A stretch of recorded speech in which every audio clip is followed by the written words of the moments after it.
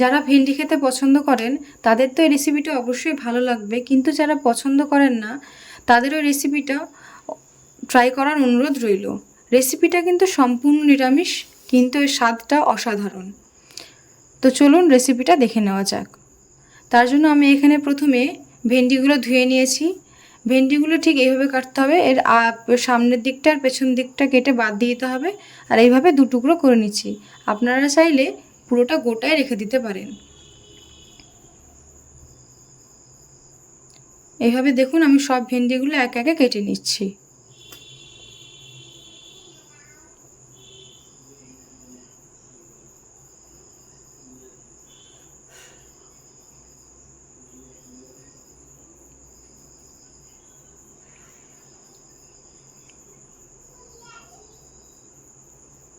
ব্যাস আমার ভেন্ডি কাটা কমপ্লিট। এবার ভেন্ডিগুলোকে ম্যারিনেট করে নেব। তার জন্য প্রথমে এখানে সামান্য একটু লবণ দিয়ে দিলাম, তার মধ্যে সামান্য একটু হলুদ আর সামান্য একটু লঙ্কা গুঁড়ো দিয়ে দেবো, এবং সবশেষে 1 চামচ বেসন দিয়ে দিচ্ছি। সব কিছু দিয়ে ভালোভাবে হাত দিয়ে মেখে রেখে দেবো।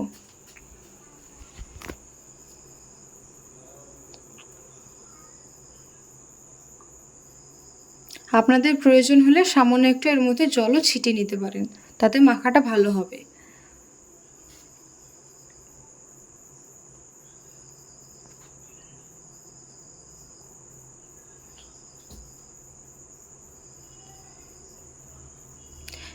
এইবার আমি একটা মশলা তৈরি করে নেব। তার জন্য এখানে শিলটিতে 2 চামচ পোস্ত নিয়ে নিয়েছি আর 1 চামচ সর্ষে।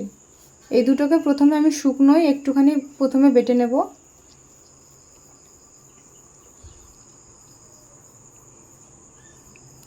শুকনো বাটা হয়ে যাওয়ার পরে এতে সামান্য একটু লবণ আর একটু জল দিয়ে বেটে নেব, এতে এর তেতো ভাবটা থাকে না সর্ষের।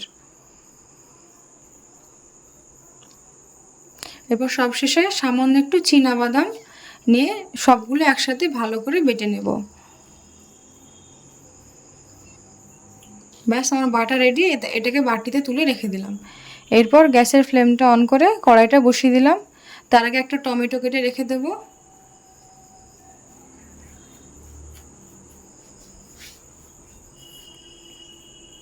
ব্যাস এবার কড়াইতে বেশ খানিকটা সর্ষের তেল দিয়ে দিলাম। এবার সর্ষের তেলটা গরম হয়ে গেলেই যে ম্যারিনেট করা ভেন্ডিটা ছিল সেটা দিয়ে দিলাম। ভেন্ডিটা দিয়ে ভালো করে নাড়তে থাকতে হবে যতক্ষণ না ভেন্ডি আঠালো ভাবটা চলে যায়।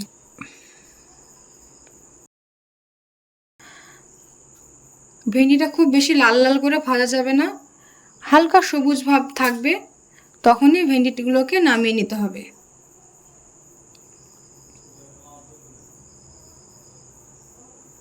আবার এতে কড়াই আবার সামান্য একটু সর্ষের তেল দিয়ে এতে সামান্য কালো জিরে, হলুদ আর লঙ্কা গুঁড়ো দিয়ে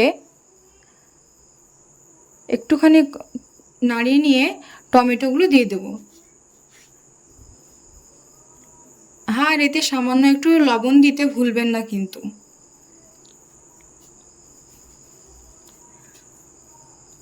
এবার টমেটোগুলো নাড়তে থাকবো, কষতে থাকবো যতক্ষণ না টমেটোগুলো ভালো করে গলে যায়।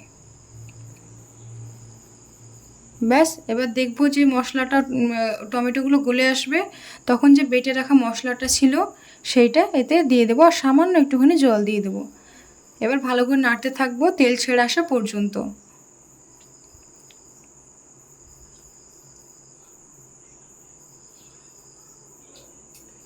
গ্রেভিটা একটু পরপর নাড়তে থাকতে হবে, নাহলে কড়াইয়ের তলায় ধরে যাবে। দেখবেন যে তেল ছেড়ে আসছে তখন এতে সামান্য একটু জল দিয়ে দিতে হবে। জলটা ফুটে আসলে যে আমরা ভেন্ডিগুলো ভেজে রেখেছিলাম সেইটা এর মধ্যে দিয়ে দেবো।